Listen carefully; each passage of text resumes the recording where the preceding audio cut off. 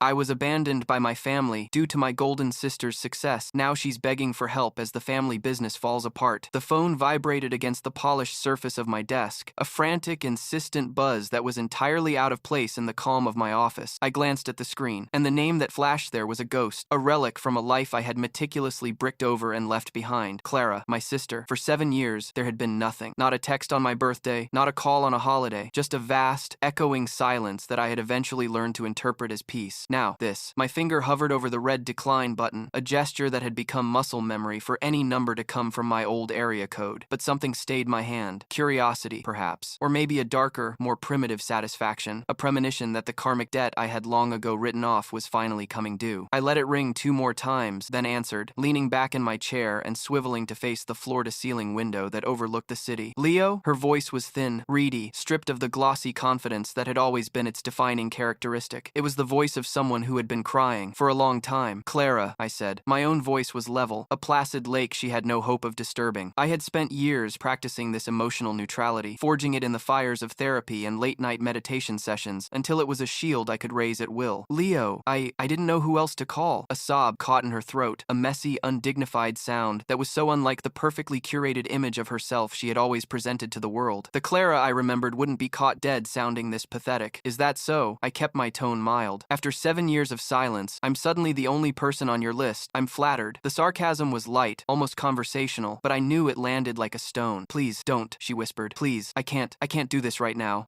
We need your help. There it was, the reason for the call. Not remorse, not a desire to reconnect, not an apology for the years of calculated cruelty and abandonment. It was a transaction. It had always been a transaction with them. My value was determined by my utility. For 7 years I had none. Now apparently I did. Help with what exactly? I asked, still watching the tiny cars crawl along the streets 30 floors below. Did you run out of champagne for one of your launch parties? Is your publicist on vacation? It's the company, Leo, she said, her voice cracking completely. It's Sterling. It's falling apart. Sterling Logistics. My grandfather's legacy. My father's life's work. The company I was supposed to run. The company they had ripped from me, telling me I was an anchor, holding them back from a glorious, modern future. A cold, quiet hum started in my chest. It wasn't triumph, not yet. It was the slow awakening of a deeply buried rage. Falling apart how? I pressed, my voice hardening. Last I heard, you were the wonderkind, the visionary. You were featured in Future Forward magazine, the new face of Legacy Logistics. I believe the headline was, "What happened to the new face? It was all a lie," she choked out, the words tumbling over each other in a rush of panicked confession. The pivots, the rebranding, it didn't work. The clients left. The old ones, the ones Grandpa signed, they're all gone. The bank is calling. Dad